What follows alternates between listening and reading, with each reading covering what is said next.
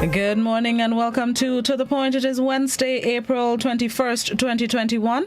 Thank you to those of you joining us on the GBN, Grenada Broadcasting Network's Facebook page, the GBN Production YouTube channel, the website www.gbn.gd, GBN TV channel 7, 11 and 20. And good morning to the listeners of Classic 105.5, 105.9, as well as the folks joining us on Party Grenada and Go to Facebook pages. Good morning to each and every one of you. This morning, the topic on the front burner is the COVID-19 vaccinations. I have joining me virtually is Chair of Grenada's COVID-19 Committee, Dr. Bert Brathwaite. Good morning, Dr. Brathwaite. How you do, sir? Good morning to you, Blossom, and good morning to your viewers and listeners. I'm not bad myself. I'm glad to know. Yes, you look sprightly this morning. Let me say before we get going, I get a chance from time to time to pick up bits and pieces of your program. I do enjoy it. Thank you very much. I appreciate that very much, sir. So this morning we're talking the COVID-19 vaccinations, which government has been rolling out since, let's say, middle or so of February. Yes, February. Double checking my memory. February. So far, how has it been in terms of the response and people showing up to get vaccinated, and how you think the program has been rolling out so far? Well, good morning again to listeners. We started off on a very thought, there were long lines to get vaccinated, but in the last 3-4 weeks or so, it's plateaued. And that's very disappointing. And during the course of this program, I hope I will be able to explain to people the significance, the fallout from lack of uptake of vaccination in the country. And of course, I know there are a lot of negatives about vaccinations, which we can also explore with some of people's concerns, etc. So it started good, plateaued, and we are continuing as a matter of fact, on the weekend. On Sunday, between 5 and 7, there's going to be a virtual discussion which involves a broad cross-section of the community and will be streamed live. And the work goes on ongoing with ads and promotions, etc., to try to capture people's interests and get a fuller understanding to people of what the whole process involves. As you put it, it has plateaued. Why you think that is? Why you think it's reached to a point that you're disappointed with the turnout and people coming forward? Well, I think in a sense we are a victim of our own success, if I may say so. In the sense that you'll be aware that we have just 150 cases that we have picked up here. We have only had community transmission really on one period, and even then, it wasn't full-fledged community transmission. That was back in December, there around last year. And we've been able to keep things pretty tight in terms of folk coming in. So folk, the popular saying is, we don't have COVID here. Well, I want to dismiss that fallacy. Once there's a global pandemic of COVID, we have to consider that we have it right on our doorstep, because at any time it can emerge. And Blossom, what folk have to recognize is that the new strains are even far more transmissible than the ones last year. I remember last year, I keep saying this, you had a situation where in some of the early households, you saw 1 or 2 people affected, and let's say the household had 6 people, the other 4 not affected. If one member of a household gets affected with these new strains that are around, the chances are that the entire household or overwhelming majority of people in that household are going to come down with it. And not only is the virus far more transmissible, something of the order of 60-70% more transmissible than the strains we are dealing with last year, but it is also more lethal. A higher percentage of young people are getting it, and some are succumbing. So it's nothing to play with. It's nothing to play with. And it will continue once the virus is out there in circulation, and once we do not have a high level of against it, we will continue to be at risk. And you will keep hearing me say this morning, be it now, be it, sorry, I don't know, something's come up on my screen. Sorry, That's are you okay. seeing me? I'm still seeing you, yes. Right. Whether it's this year or next year or year after, at some time, most people are going to be exposed to this virus, and your reaction to it is going to be bad, whether it is now or later, in the sense that your body has never been exposed to it. So, roughly 2 to 3 people out of every 100 are dying from this virus. Last year, it was more like 1 to 2 people. Now the numbers have gone up. 2 to 3 people are dying out of every 100. And that's just the deaths. That's nothing to do with the people who are going to get very sick and have to be hospitalized. That's going to be another probably 4 or 5 people out of every 100 going to get very sick and hospitalized. And remember that when we get hospitalized, if we get so sick to get hospitalized, we often come out with some symptoms that go on for years. I don't know if you remember CHIKV. Well, think of CHIKV and think of something that's probably 10 times as worse in terms of symptoms, not to speak of mortality, because CHIKV probably was associated with a few deaths, but COVID will be associated with far more deaths. A lot of what I will call the resistance or the reluctance for people to get the COVID-19 vaccine has to do with some of the negative reports that we're seeing mainstream media on social media. Chief among them would be the issues or the concerns of blood clots.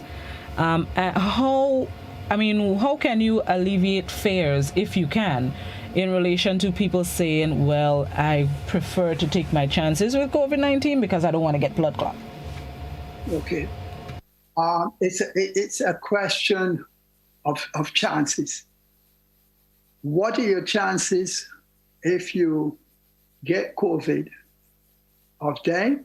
I guess I explained. It's 2 to 3 in 100. 2 to 3 people, and originally it would be most the older people who would have been affected in that 2 to 3, but quite a higher percentage of older people are vaccinated in some countries now. So you're seeing, when you look at overall the picture, overall higher percentage of young people are getting it. So do you want to take the chance that, out of every 100 people who acquire this virus on island, that you're one of those 3, or you want to take the 1 in a million chance that you will get that, you may get a clot. And the odds are like that, 1 in a million versus 3 in 100.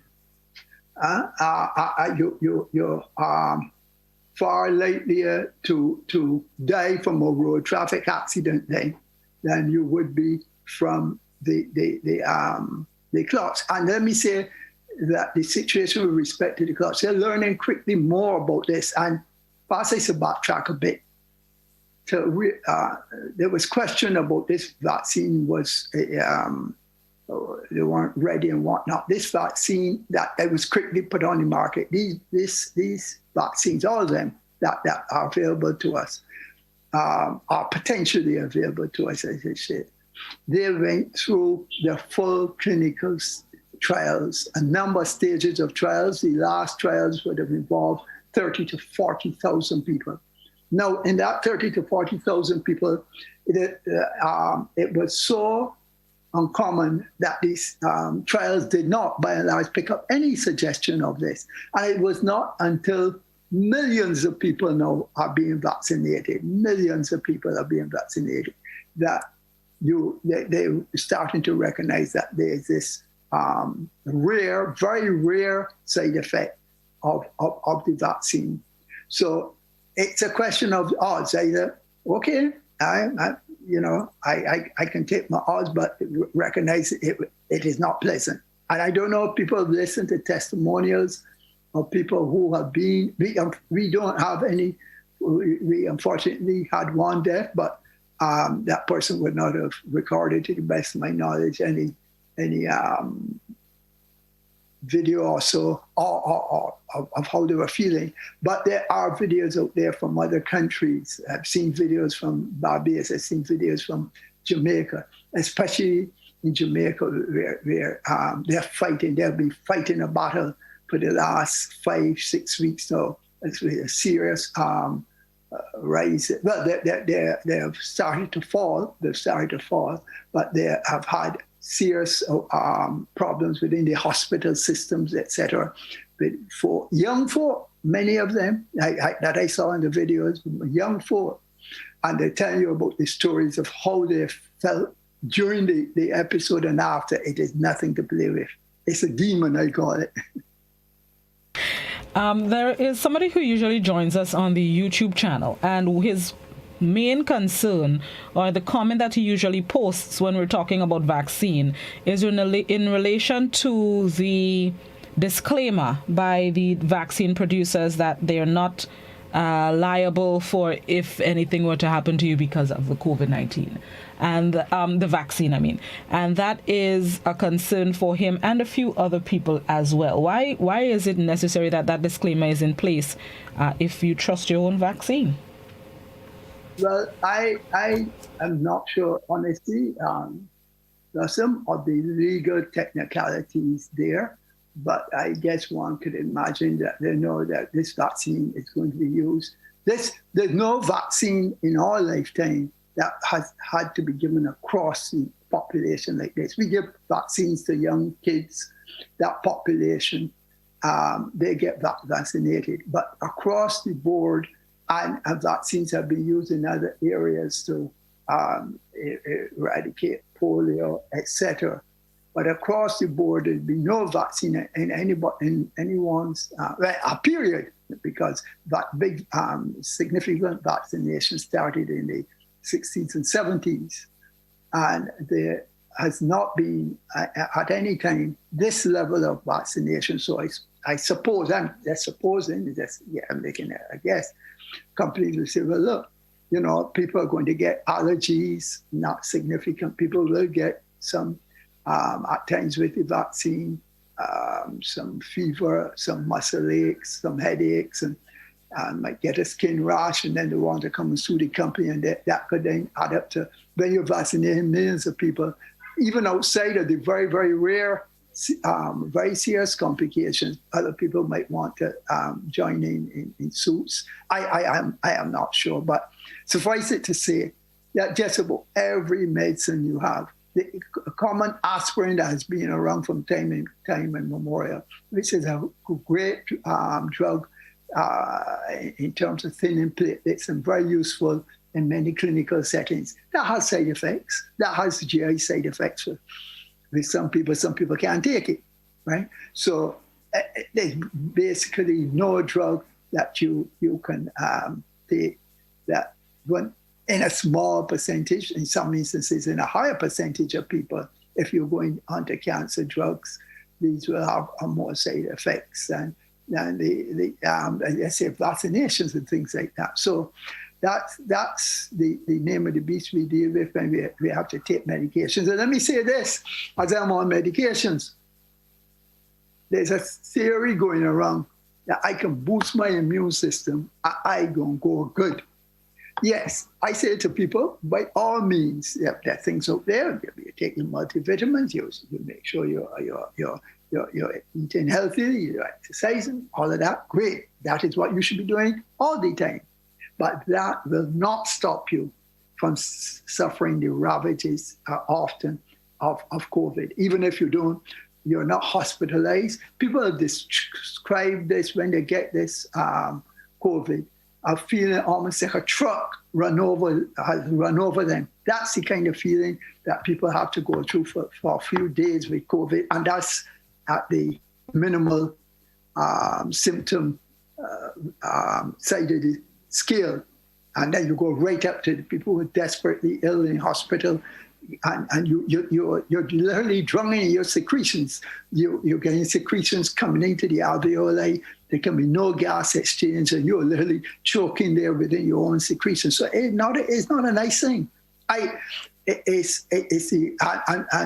Experts like Dr. Fauci have said that this virus has behaved like no other virus, respiratory virus, I should say, respiratory virus that is being known to man. And from my clinical experience, I've never seen anything behave like this either. So, folk have to recognize, and I says, we don't have it here. You get on a plane, you go, you travel to some part of the world to visit a friend or a family or something like that, and there might still be a low incidence of the virus around, and you pick it up, and you can be, left prostrate on your bed.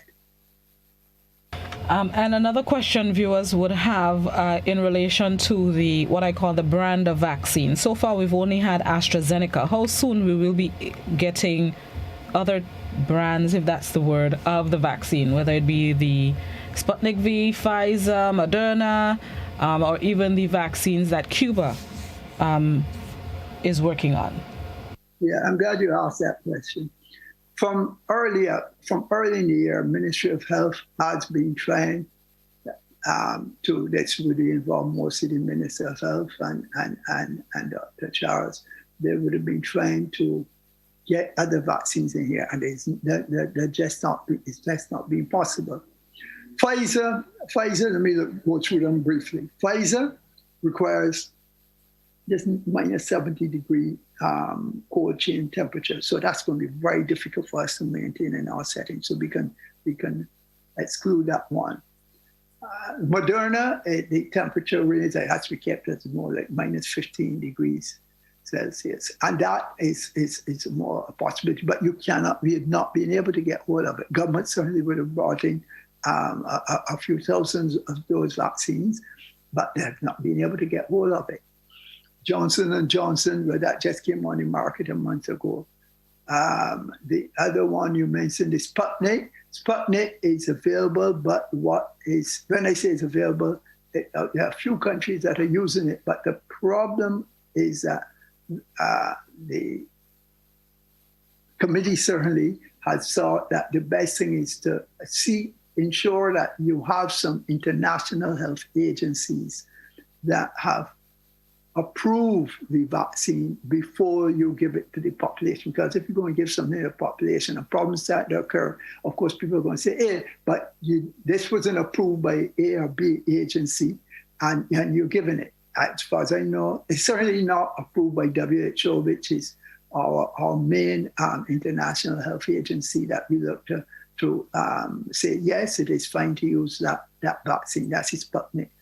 I don't think it has been approved by the European agencies as well. There are some countries that are using it, that have started to use it, but not the majority of countries. But I suspect that you might see that more in use. So any delay in getting that here, it's not as a result of government not wanting to get it here, but because the approval have not been gained. And you see, with vaccines, it's not a question. You have international bodies. We don't have the manpower or the expertise here to go, and you have to go into the body of the research that has been done on this drug, see what safety mechanisms are put up, look for checks and balances within the system. They go through this in the appropriate stepwise manner, and they prove to us really and truly that this is safe. And then the agencies will approve it. We don't have that manpower here to be able to look at drugs which were first at a research level. The other one you mentioned, the Cuban one, that's a very interesting one, and they're trying to develop one that will hopefully block the virus as it's entering the body. But again, that has not gone through. This is now in the final. There are 3 stages of vaccine that in the trials. You start off with just about 50 or so people, volunteers, then you go to a few hundred, and then you go up to the 20, 30,000 range before you can give it to the population. And that stage 3 trial for the Cuban vaccine, up to, I think I read about it a week or two ago, that had not been completed. But if that is completed, and hopefully gets endorsement from some international agencies, I'm sure government will be the first, because of our close ties with Cuba, will be the first to have it, make it accessible to the public. All right, let's take a break, Dr. Brathwaite, and then come back. I know there are people who want to get some questions in relation to the vaccine, so we're going to start the question and answer segment just a little bit earlier. This is To The Point. Let's take a quick break and then come back with more.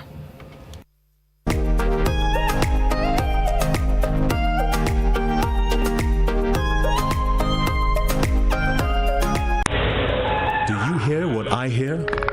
Listen to the ocean, and you will hear a cry for help.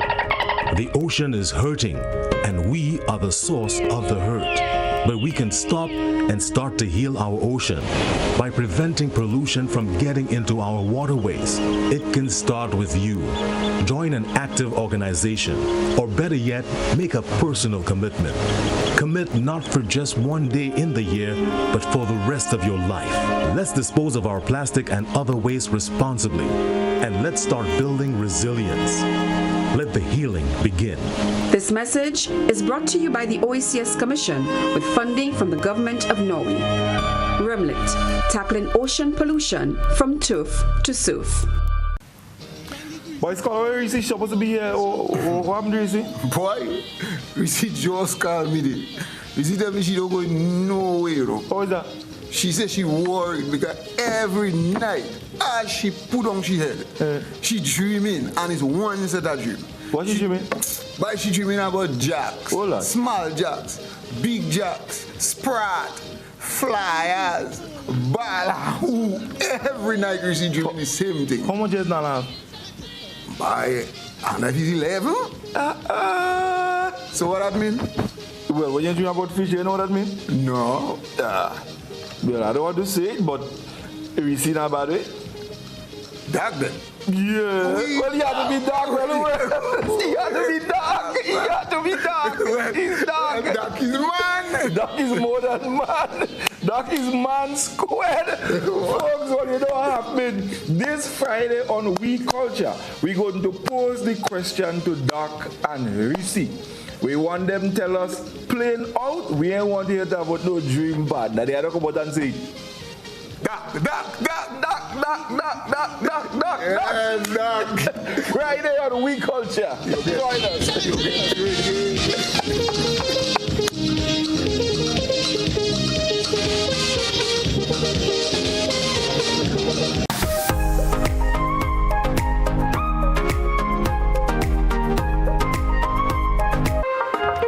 Welcome back to The Point, speaking with Chair of Grenada's COVID-19 Committee, Dr. Bert Brathwaite. It's at this point we're going to invite our viewers and listeners who may have comments, questions, queries, concerns in relation to the COVID-19 vaccines. This is your chance to ask Dr. Brathwaite. The landline number is 435-2041. The WhatsApp number is also 435-2041. Please, only written messages on WhatsApp.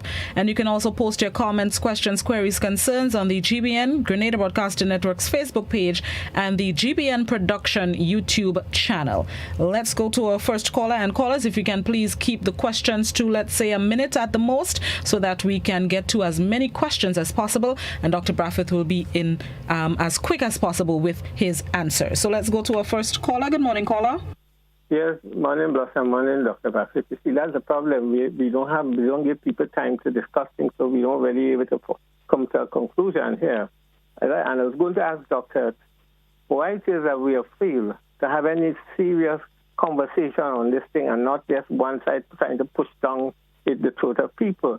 You said certain things, and I'll go quickly. You said that it's a question of chances.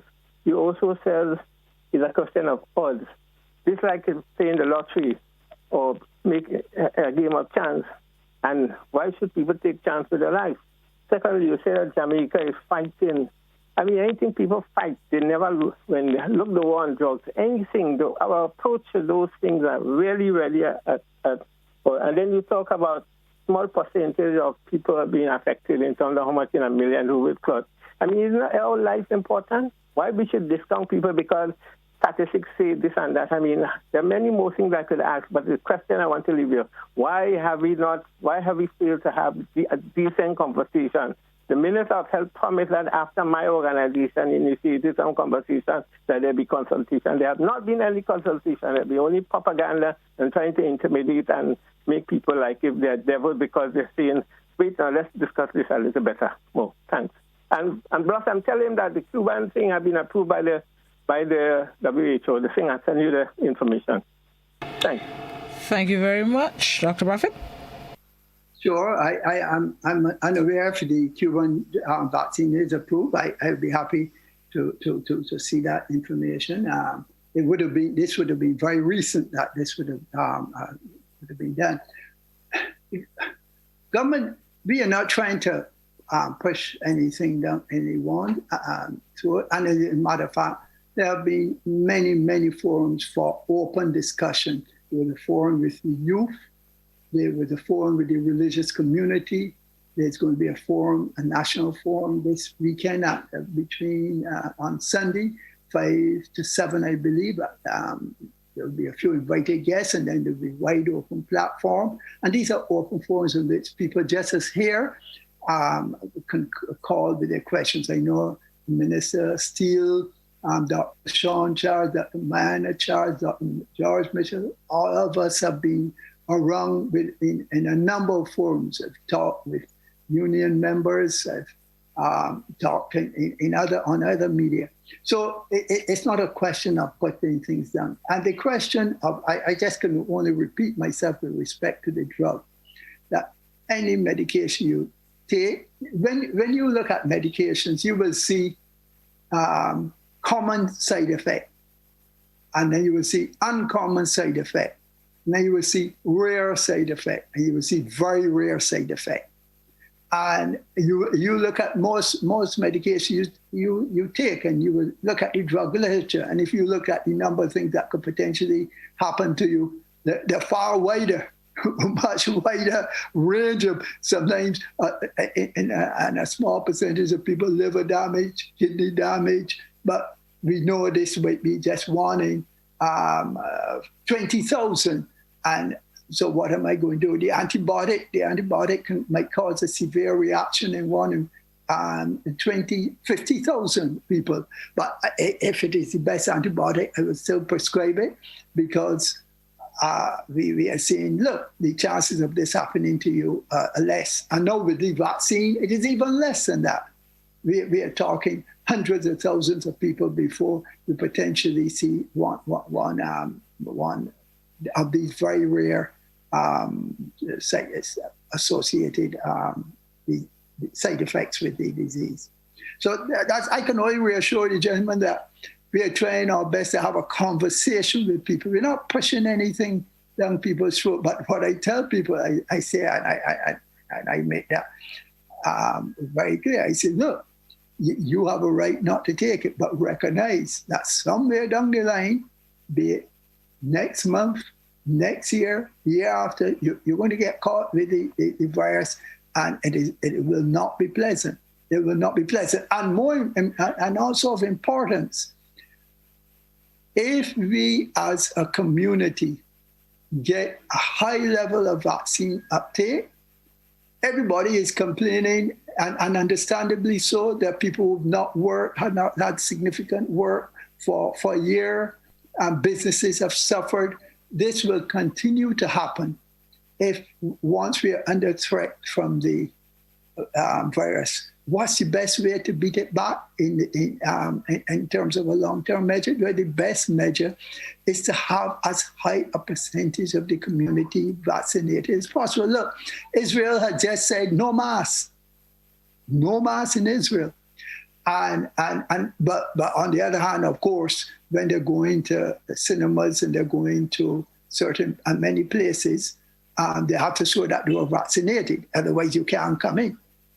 So here it is. that you see a high level of vaccination, a significant drop. And if you saw the chart, I saw a chart 2 days ago, and it showed what has happened with the death rates. Both in UK has done very well with its vaccination program. One of the things I want to point out to people that these bugs are not easy. If you see the British health, UK's health service under strain from this virus, they were under tremendous pressure. What say you if we let this thing get going here?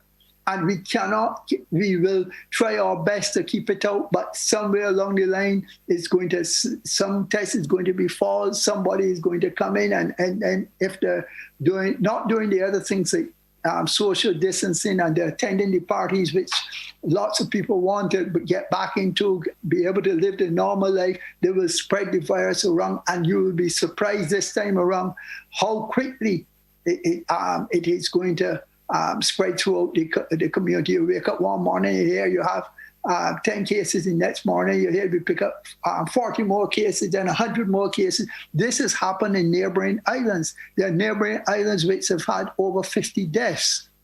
And once you get cases, you're going to get deaths with it.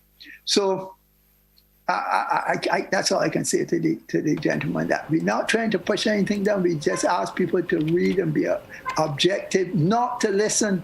And I will hopefully get a chance to talk about some of the things that people, well, I did mention one.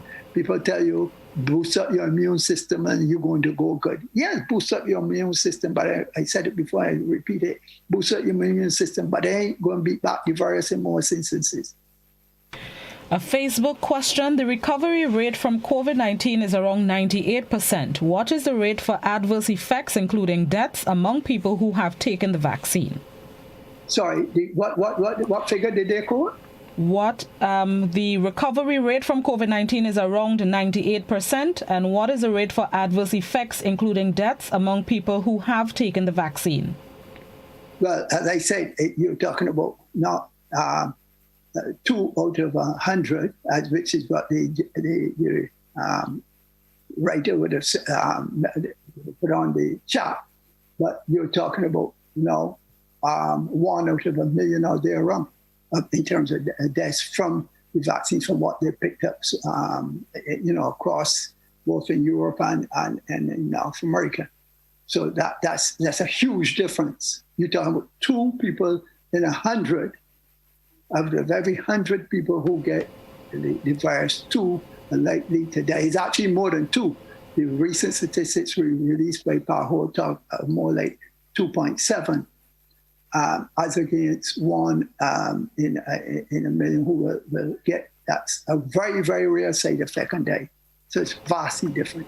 So the rate would be about, what would you say, 1% for adverse effects to the vaccine, of people who have taken the vaccine, I should say? Well, it depends on what in terms of things like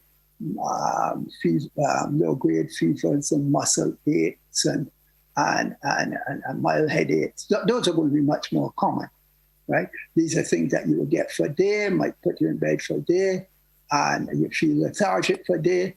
Those are much more, but these are not. I was talking about life-threatening because the person talked about deaths. Right, but they were really asking about the percentage or the rate for adverse effects for people who have taken the vaccine. That's what the real question was. Oh, yeah, I don't know the actual rate, but I was differentiating in my mind and looking at that group of very serious side effects and leading on to, sometimes to death. As against the minor side effects, those side effects, such as the headaches. And listen, I had it. I took my first dose and won't take my second. And I had some muscle aches. I didn't have any fever. I had some very, very mild headaches, nauseated for a couple of hours. And I just lay in bed. I was glad to get a chance to be in bed. And I said, boy, I know for sure this thing working. My body is seeing these this protein.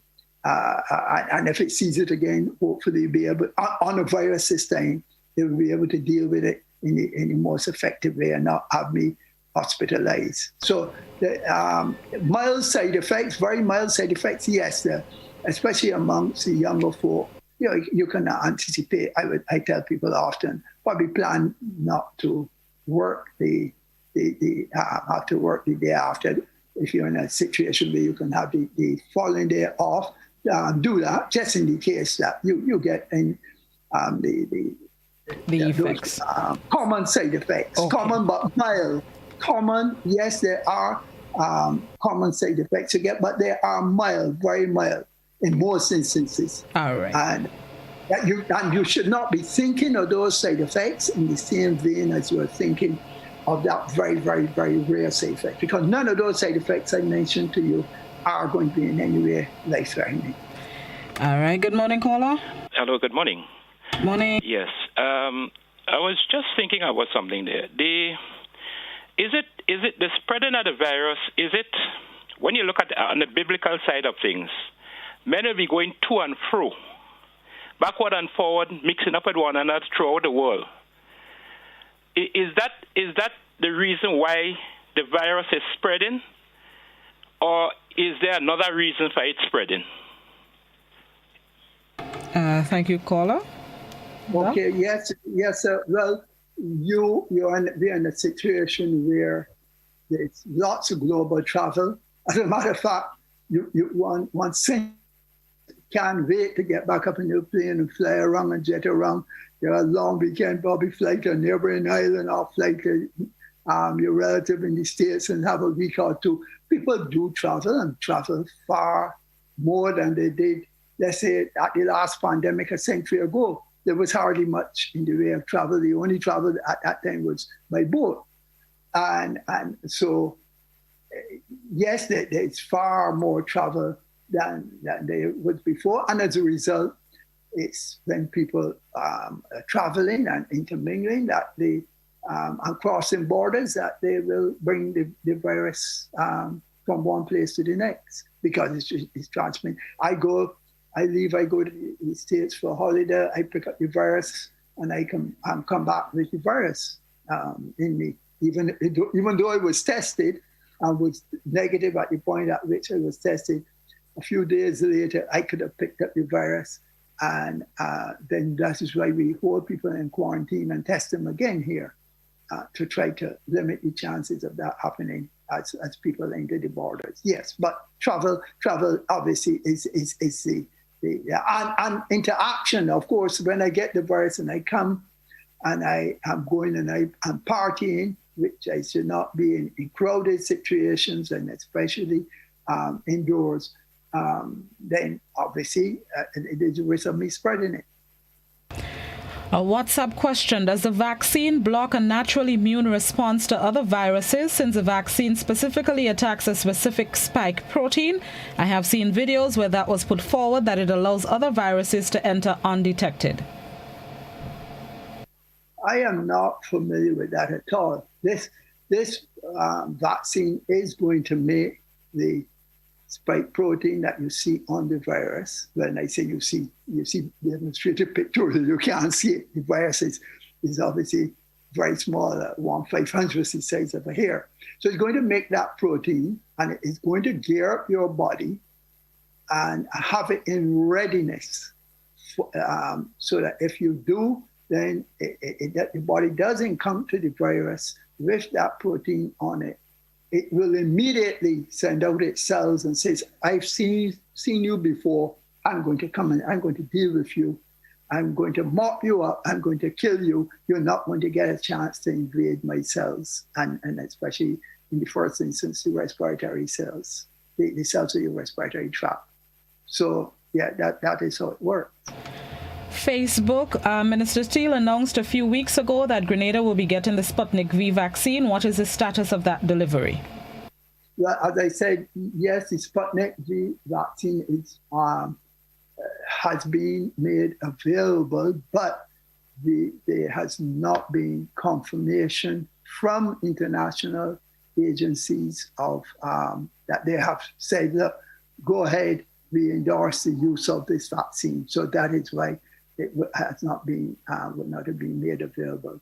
And that is a critical step in our opinion, because as I said before, we don't want to go and release a vaccine and then some well-respected international agencies come up and say, look, I'm not saying that they will with respect to the Sputnik V, but if they have made no comment on it to present, we are reluctant to use it. I think that's a fair way to put it at present.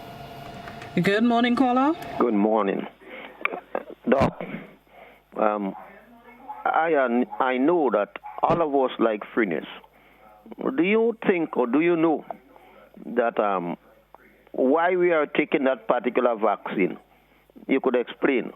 If is it because we are getting them free, or why you think of suggesting to the government to buy different vaccine? Buy. We only have 100,000 people, and then get a poll, make a poll then, and then who want this could take that, who want that could get that. Is it because it's free? So whether you have bad ill effects or good effects, we'd accept it. We like freeness, you know. Freeness is a good thing. Thank you, caller. Doc? Thanks for the question. As I explained earlier, vaccines there are a few vaccines out there that we're waiting to hear international agencies say, okay, it's fine to use them. But the other vaccines that you might be referring to, you cannot get hold of. We cannot get hold of Moderna. The Pfizer, as I said, we cannot get hold of that either, and that would be problematic. So what the vaccines available, potentially available to us, those are the ones that have been approved across, obviously the AstraZeneca, the Johnson & Johnson, the Moderna, and the Pfizer. Basically, those are the ones that have been used in many countries. The Sputnik V used as well, but basically just awaiting. And let me say, the platforms for the Sputnik V are not too dissimilar from the platform for the AstraZeneca and Johnson & Johnson. A question on the WhatsApp. Somebody on WhatsApp says, you all said that the vaccine is not mandatory. Then why is SGU demanding that their staff and students have to get the vaccine or they would be terminated? Don't they have a choice? Yeah, well, the government said that from its perspective, it wasn't going to legislate the use of the vaccine.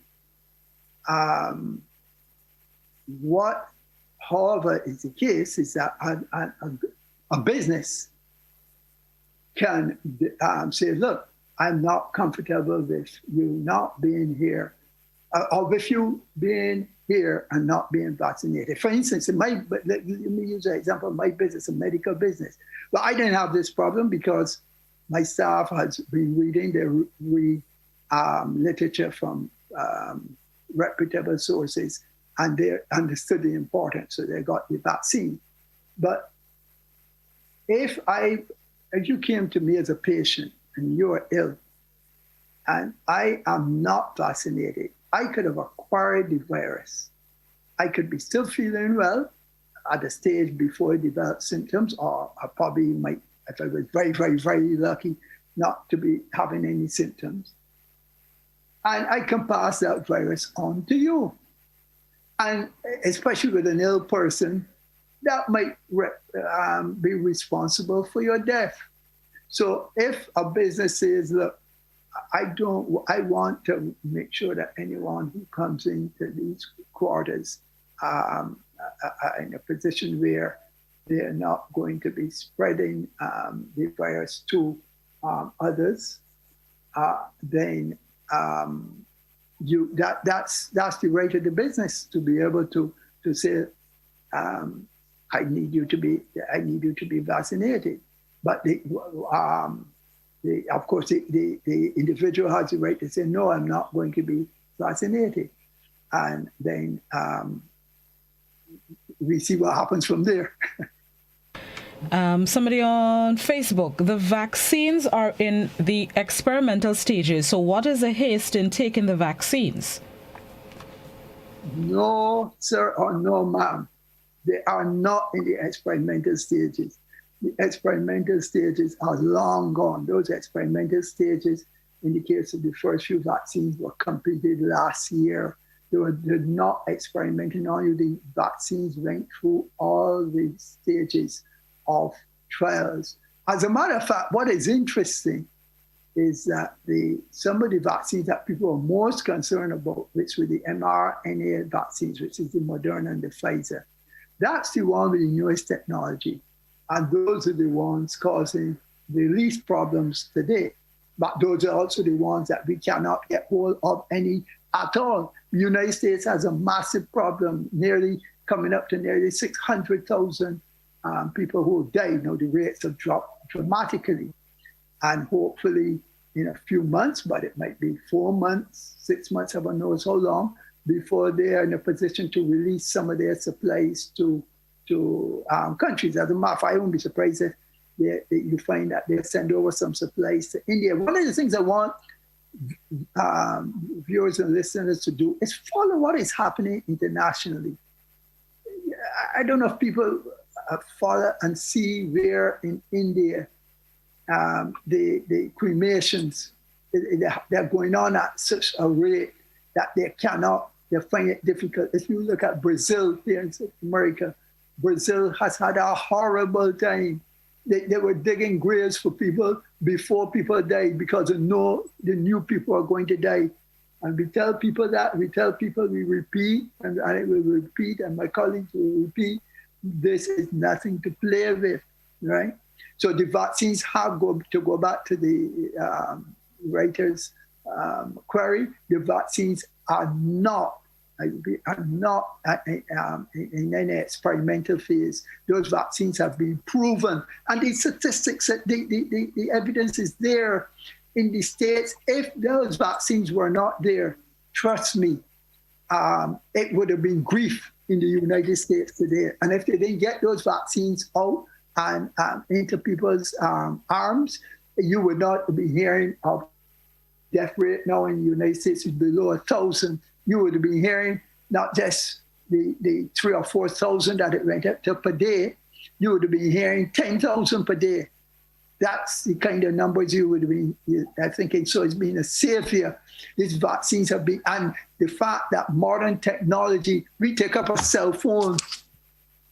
I was about the age, we have a cell phone. As a matter of fact, when I first came, I had to go by a neighbor to make a phone call.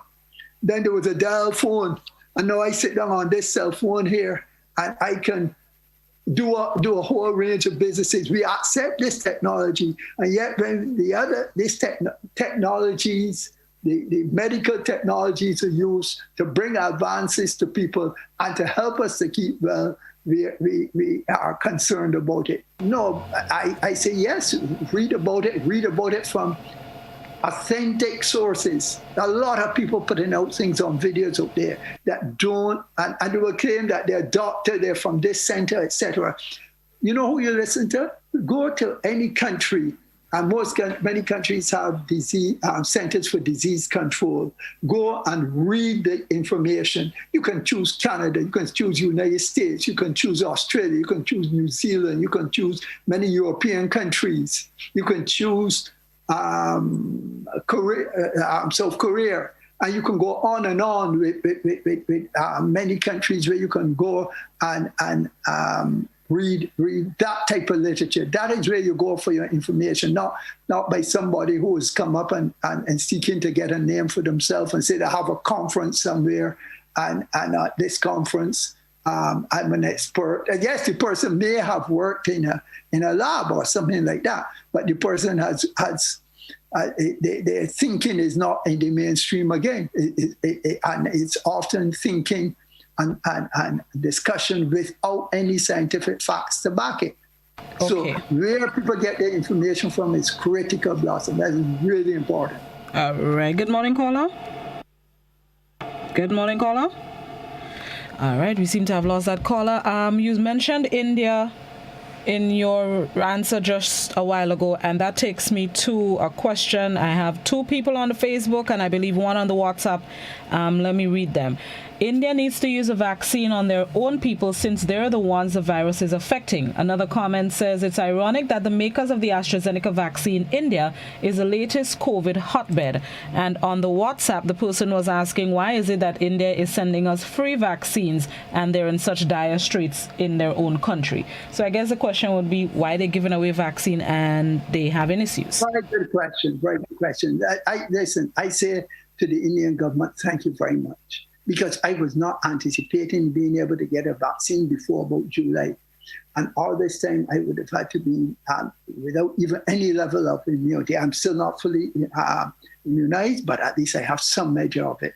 The Indian government, this surge has occurred because of new variants. A new variant, especially one that is especially now determined, forget the name of it, one something or the other, that has emerged in India. And this is over the last 3 or so weeks. We got the vaccine here 10 weeks ago, and India was not at that time. India had controlled the situation. But in short order, within the last 3 weeks or so, they have seen a massive surge. And India is obviously a very populous country, a highly populated country. And in many instances, there's going to be dense population, I guess, with many high-rise apartments, and people crowded together, an ideal milieu for the spread of the virus. So it is not that the vaccine has been bad. I believe, it's been subject to correction, that the president of India took the very vaccine that they're given. So we need to say a thank you and a special thank you, because most Caribbean countries would not have even been as yet being able to get a single vaccine were it not for the graciousness of the Indian government. So I say thank you very much to the government of India for what they've done. Final caller for the morning. Good morning, caller. Good morning. What I want to find out, why is it that they're forcing a vaccine on the people? And we have free will. Even with God, we have free will. Okay, I don't think that we should support the people who come in here as citizens by investment, and they want to ram it down our throat. This is not right. And there's drugs that is healing this, ivermectin and other drugs, and the FDA would not pass it. They have an agenda, and we as a people, especially Grenadians, have to protect our people. If the Prime Minister say that nobody can force us to take a vaccine, why is the investors coming here and think they could tell us that if we doesn't take the vaccine, we will be fired from our jobs? I think everybody should put down the work in tools and let me see what they would do. This is ridiculous with the whole world, FDA, this one. They're overdoing the stuff. You understand? Even the food chain, they're just damaging our people. And this vaccine thing, in my opinion, is just another something to keep our people down and to infect our people and to kill us. That's my opinion, and I'm so sick that I can't even say what I really want to say. Have a blessed day. Thank you, caller. Doc? Well, I can only say to the lady that we trust that our committee has, 3 doctors on it? 4 doctors on it, and our trust in life is not to go to try to kill people. Never done that in my life, hope never want to be into that type of line of activity. We sit down, we read, we analyze, we use the best scientific information that we have. We try to provide the best that is available to keep our people in as good a state of health as possible. In Grenada, there are 11,000 people that have had the vaccine, and none of them have had. They would have had minor side effects, yes, and some would have had minor side effects, but none of them have had life-threatening problems. None of them have had life-threatening problems in Grenada. And we hope that this is obviously, it continues to be. So the vaccine is good. We're not pushing it down. People have a right not to take the vaccine, but I just appeal and I implore them to be as objective as possible about it, because, as I said, and this is the bottom line. You even wearing a mask you're still at risk. And somewhere along the line, and if we do not get a high level of vaccination in the country, Blossom, we are at great risk of a major outbreak. And I appeal to these same folk to listen, follow what is happening presently in India and Brazil, and still in some parts of the United States, like Michigan, in many European countries, still follow what is happening. This is available on the cable networks. You can go and see what this virus is causing, how the amount of illness it is causing. So the government and we, from the committee level, we are about trying to preserve life, trying to keep people as healthy as possible. We're not about ramming anything down. You have a right to not choose not to the vaccine, but then if a business says, I don't want you coming in because you could be at risk of spreading the disease, you need to respect that too. So the individual can say, fine, I'm not going to take this vaccine, but the business can say, look, you're going to be potentially putting other people at risk. And I prefer not to have that situation. Dr. Brathwaite, thank you so much, sir, for being our guest on To The Point this morning. Appreciate it. The administering of the second doses of the vaccine, I recall the CMO, Dr. Charles, saying that the ideal would be 10 weeks after the first dose. And I'm seeing that the dashboard from the ministry saying there are people who have received their second doses, and to me that's less than the 10 weeks. Mm-hmm. Yeah, that's true. Initially we were saying more like 8 weeks, but the more recent studies have shown that the closer you get to the 12 weeks, the better your responses. That research work came out after the vaccines were given. So I actually was supposed to have had my vaccine a few days ago, but deliberately delayed it. Following the study, what I do is look at the science, look at the reports from authentic sources that are published in well-established medical journals. And when they're published in these journals, they have been assessed and reviewed by other colleagues and found to be authentic work, scientific studies. And these studies have said, go closer to 12 weeks and you will get an even better response. And that's what I'm doing, and that's what the ministry has recommended. So I just appeal to Grenadians to take the vaccine. I understand the concerns because of what has been spread around, but there's nothing to be fearful about. Just remind people that they have vaccinated their children. All their children have to be vaccinated because indeed, in fact, vaccinations are mandated in a way here because you can't go into schools without having your child. Your child can't go to school without being vaccinated. So it's nothing new, and the government is not even saying that with respect to the COVID at present. Vaccination is nothing new, and the process is as sturdy and as safe as anything that we do can be, albeit, yes, you can have some very, very rare events.